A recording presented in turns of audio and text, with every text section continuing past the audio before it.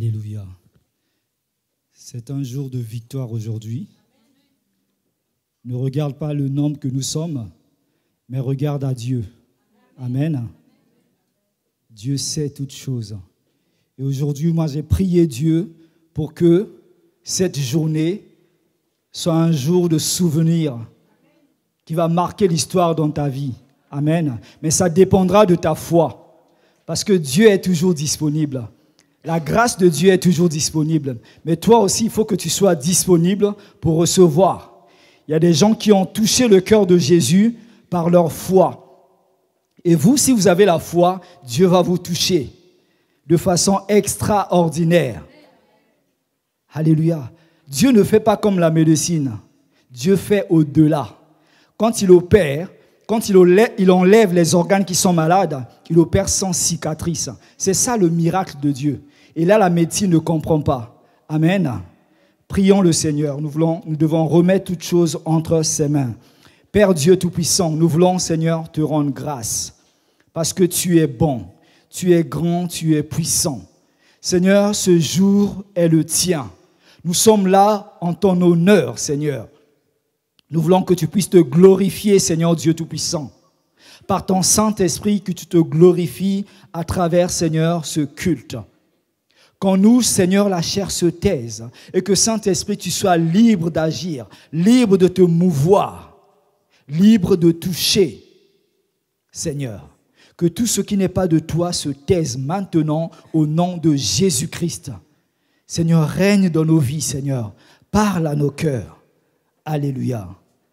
Gloire soit rendue à notre Dieu. Amen. Amen. Amen. Donc, notre événement, c'est en 2 jours. Aujourd'hui et demain à 10h30. Il faut que tu cherches à recevoir de la part de Dieu bien-aimé. Ça, c'est très, très important. Donc, notre thème, c'est « Si donc le Fils vous a franchi, vous serez réellement libre. » Si Jésus vous a franchi, vous serez réellement libre. Ça, c'est la vraie liberté que je veux vous annoncer aujourd'hui, cet après-midi. Avant toute chose, je veux démentir un mensonge que le malin, que le diable a eu à inculquer dans la mentalité des gens.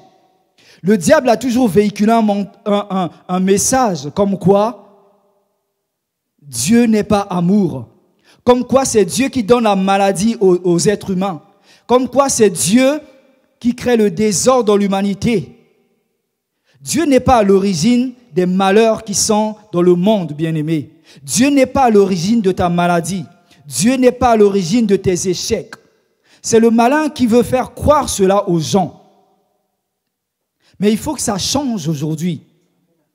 Tout ce que Dieu a créé est bon. Regardez Adam et Ève. Dieu les a créés sans maladie. Dieu les a créés sans infirmité. Et Dieu, quand il créait les choses, il disait, c'était bon. Et nous aussi, nous devons croire que ce Dieu est bon. Donc c'est à travers ta foi que tu vas déclencher le miracle dans ta vie. Alléluia. Et quand nous sortons dehors pour évangéliser, nous voyons des gens qui nous disent, oui, je ne veux rien entendre de Dieu. Ils sont fâchés avec Dieu parce que le diable leur fait croire que ce qui arrive dans le monde, les catastrophes, les maladies, Dieu est à l'origine de ça. Et ça, c'est un mensonge, bien-aimé. Ça, c'est le diable qui envoie des maladies aux gens pour faire croire aux gens que Dieu est mauvais. Comme ça, les gens sont éloignés de Dieu. Ils ne profitent pas des bénédictions de Dieu. Dieu a tellement fait des promesses dans la parole de Dieu qui sont vraies. Mais nous n'en profitons pas aujourd'hui parce que le diable est là pour nous combattre. À chaque fois que Dieu veut te bénir, le diable est là pour s'opposer. Alléluia. Dieu n'a pas créé les anomalies. Regardez tout ce que Dieu a créé. C'est quand l'homme a péché que les choses ont commencé à changer. Les animaux vivaient même en harmonie sur terre. Mais quand l'homme a péché, les anomalies sont arrivées. Les malformations, les maladies. Parce que qu'est-ce qui s'est passé? L'homme a donné son autorité, son pouvoir au diable. C'est pour ça que la Bible dit le prince de ce monde, c'est le diable. C'est lui qui règne maintenant. C'est lui qui gère ce monde à travers la politique, à travers l'occultisme. Mais quand on est en Jésus, on est protégé. Quand on est en Jésus, on doit profiter pleinement des bénédictions que Dieu a promis pour nous. Dieu dit dans sa parole, « Je souhaite que tu prospères à tous égards, dans tous les domaines, comme prospère l'état de ton âme. » Ça veut dire que Dieu te souhaite aussi la bonne santé. Dieu te souhaite le succès. La prospérité dont il parle, ce n'est pas seulement financière, mais c'est que tu sois en bonne santé. C'est ça la volonté de Dieu. S'il le souhaite pour toi et moi, pourquoi peut-il encore envoyer la maladie dans la vie d'une personne? Ça, c'est un mensonge, bien-aimé. Dieu est amour. Il dit dans Jean 3,16 que Dieu a tant aimé le monde qu'il a donné son Fils unique, afin que quiconque croit en lui ne périsse point, mais qu'il ait la vie éternelle. Donc, il donne gratuitement la vie éternelle pour que nous soyons sauvés. Et dans Jean 10, on dit, le diable ne vient que pour égorger, voler et détruire. Mais Jésus est venu pour nous donner la vie en abondance. Donc cette abondance, il y a la paix, il y a la joie, il y a la santé. Alléluia. Et nous devons croire à cela. Le malin est là, c'est un menteur. C'est le père du mensonge. Donc aujourd'hui, nous devons démentir ces choses. Nous devons changer notre façon de voir les choses. Dieu n'est pas à l'origine de ces choses-là. Alléluia. Si donc le Fils vous a franchi, vous serez réellement libre. Qui est donc ce Fils? C'est Jésus-Christ de Nazareth, qui est le Fils de Dieu. Alléluia. C'est la foi en Jésus-Christ, la foi en la parole de Dieu qui produit le miracle. Souvenez-vous, quand vous lisez la parole de Dieu, Jésus disait toujours, ta foi t'a guéri, ta foi t'a sauvé. C'est la foi, bien-aimé. Donc cet après-midi, ce que tu vas recevoir de Dieu dépendra de ta foi.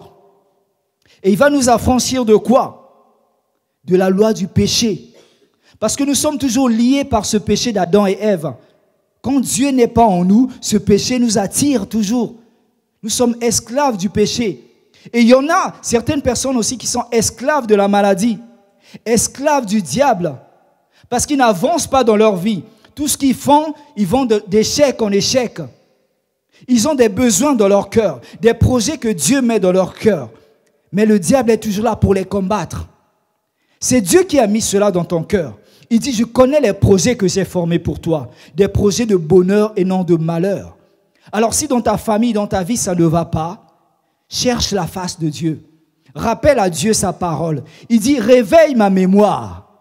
Réveille ma mémoire. Ça ne veut pas dire que Dieu oublie, mais il dit, rappelle-moi ma parole pour que je puisse te bénir. Alléluia. Mais pour rappeler la parole à Dieu, il faut connaître la parole de Dieu. Alléluia. Donc il faut que Dieu nous affranchisse. Jésus nous affranchisse de ces liens, de ces addictions. Il y en a qui ont des addictions, ils ne veulent pas les lâcher, ils ne peuvent pas. Moi j'ai prié pour plusieurs personnes qui avaient des addictions. Et ils ne savaient pas que le diable était derrière cela. Et après, quand on a vu les esprits, les démons se manifester, on a compris que le diable était derrière ces addictions. Il y a des gens qui ont la volonté de plaire à Dieu, de faire des choses. Mais le diable est là, il les empêche. Il les tient prisonniers. Alléluia. Il doit nous affranchir des maladies chroniques. Il dit, par mes meurtrissures, vous avez été guéris. Vous ne serez pas guéris. Il a dit, vous avez été guéris. Donc, il faut confesser ces paroles dans votre vie pour que vous puissiez voir cela avec vos yeux. Alléluia. La maladie ne vient pas de Dieu, bien-aimé. Dieu ne peut pas mettre la maladie dans la vie d'une personne et guérir encore la personne. Non, ça c'est faux, bien-aimé. Dieu est là, il aime ses enfants. Il vous aime, bien-aimé. Et nous devons crier à lui. Alléluia.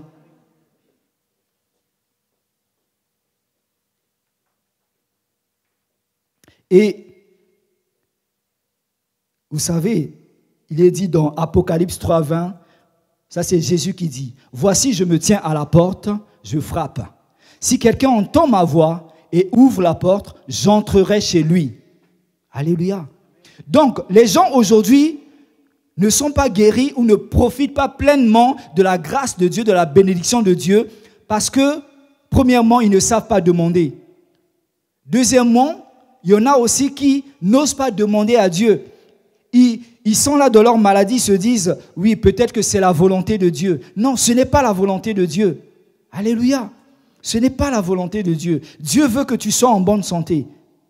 Donc, la Bible dit, Jésus se tient à la porte de ton cœur, il frappe. Jésus ne va jamais s'imposer. Dieu ne va jamais s'imposer dans notre vie. Il est là près de nous. Il attend que nous puissions ouvrir notre bouche pour demander, pour dire, Seigneur, guéris-moi. Il ne viendra pas comme le diable s'imposer. Le diable, quand tu pèches, lui, il vient, il t'injecte une maladie. Il te fait du mal. Il bloque ta vie. Mais Dieu, il est là. Il est là. Il attend que tu ouvres le cœur. Comme ça, il te bénit. Amen. Il ne force rien. C'est comme le Père. Jésus et le Père sont un. Il ne force personne.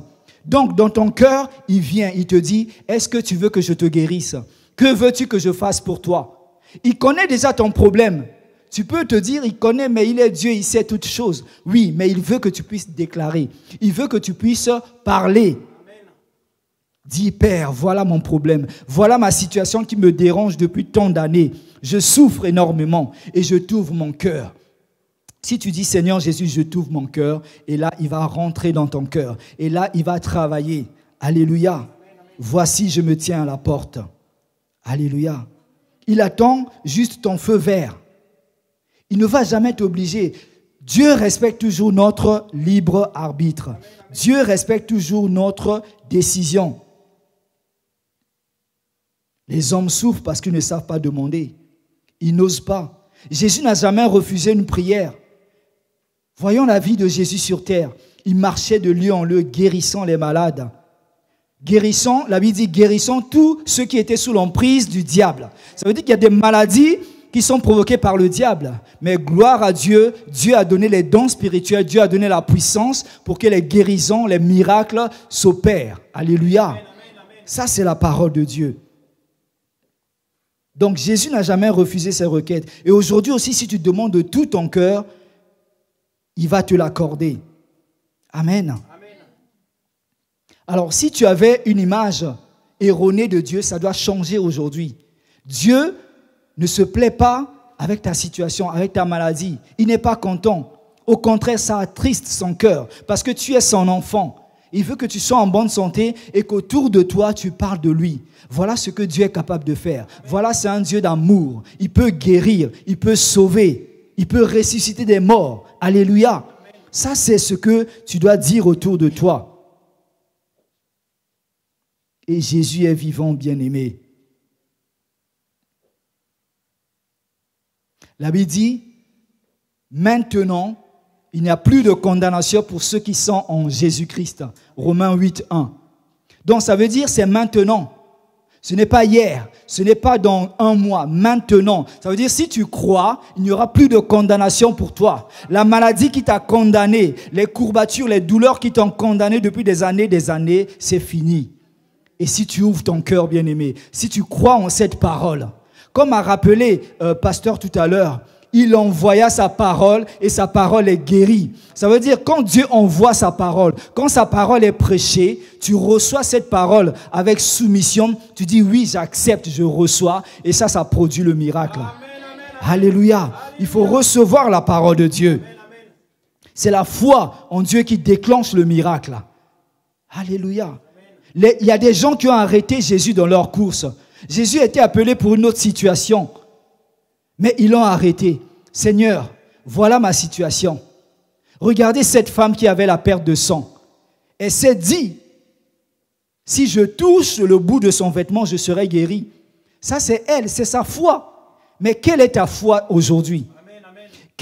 Dieu veut que tu puisses toucher son cœur avec ta foi. Dieu veut que tu puisses l'épater, l'étonner par rapport à ce que tu désires dans ton cœur. Alléluia. Il faut accepter la parole de Dieu.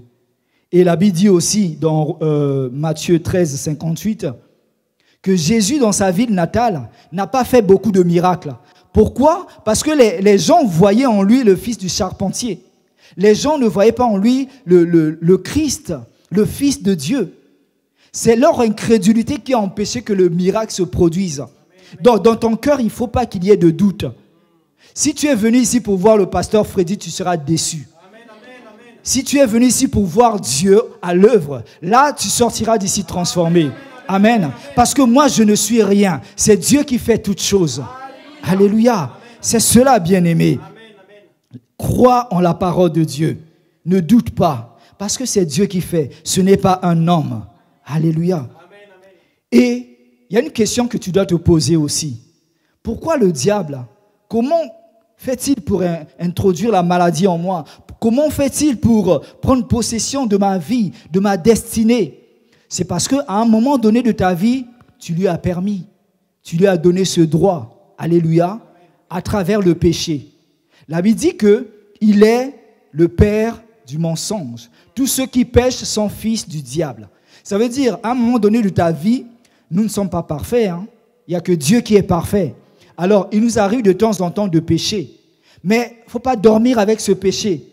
Courez sur les pieds de Jésus, sur les pieds de Dieu, demandez pardon de suite. Parce que quand ce péché demeure, tu ouvres une porte dans ta vie. Et le diable, qu'est-ce qu'il vient? Il vient s'installer. Il introduit un démon. Et le démon s'installe comme un appartement vide, inoccupé. Qu'est-ce qu'il va faire? Il va aller appeler ses copains. Venez, il y a un endroit là-bas où on peut mettre la maladie, la malédiction, l'envoûtement. Alléluia. C'est comme ça que le diable agit. Donc, à un moment donné, tu lui as donné ce droit. Et il a un droit légal sur toi. C'est pour cela que Dieu respecte ce droit-là. Parce que toi-même, tu as ouvert la porte au péché. Toi-même, à un moment donné de ta vie, tu as permis cela. Mais la bonne nouvelle, c'est que tu peux encore renoncer à ce droit.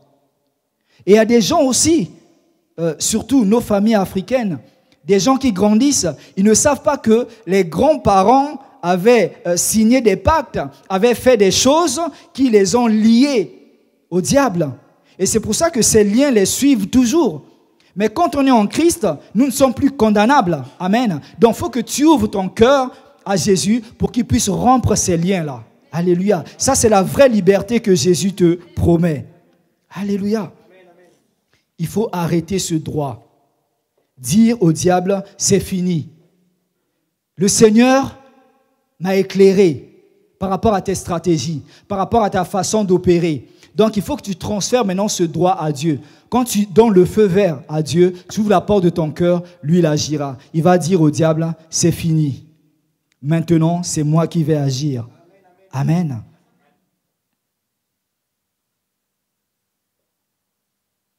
Et le diable tient beaucoup de personnes captives.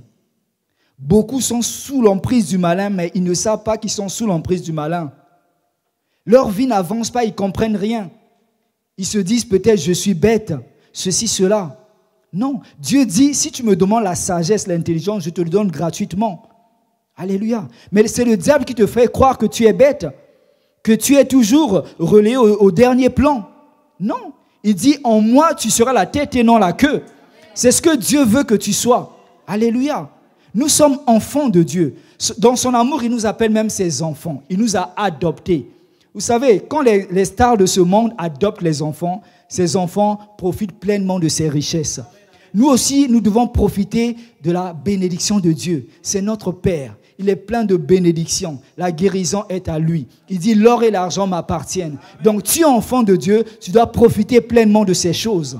Alléluia. Que le diable ne te mente pas, bien-aimé.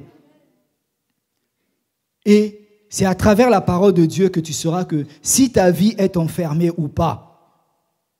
Mais donne ce droit à Dieu. Alléluia. Donne ce droit à Dieu. Et Jésus dit, je me tiens à la porte et je frappe. Si quelqu'un entend ma voix et ouvre son cœur, j'entrerai chez lui. Alléluia. Jésus te parle aujourd'hui. Il dit, moi, pour te guérir, il faut que tu me donnes ton cœur. Alléluia. Donne-moi ton cœur et je vais te guérir. Pour pouvoir demander au diable de déguerpir. Comme ça, il va déménager. Avec toute la saleté qu'il a mis en toi, il va déménager. Il a besoin de ton cœur. Alléluia. Crois en la parole de Dieu. Reçois cette parole, non pas comme la parole d'un pasteur, mais comme la parole de Dieu. Alléluia. La nuit, tu n'es plus tranquille. La nuit est faite pour dormir, mais toi, tu ne fais que des cauchemars. Quand tu as l'argent entre tes mains, tu ne sais plus qu'est-ce que tu fais avec cet argent. Et ça part comme ça. Ça, ce n'est pas normal. Tu dois jouir de cet argent, bien-aimé. À chaque fois, maladie sur maladie. Et quand tu vas à l'hôpital, on ne voit rien. Ça, ce n'est pas normal. Aujourd'hui, il y a des technologies de pointe. Pourquoi ils ne voient pas cette maladie? Parce que c'est le malin, le diable qui est derrière tout cela. Alléluia. Et Dieu veut te délivrer de cette situation. Alléluia. Voilà ce que je tenais à vous dire ce soir. Reçois cette parole. Reçois cette parole avec foi, avec obéissance, comme étant la parole de Dieu, et Dieu va toucher ton cœur. Alléluia. On va se lever.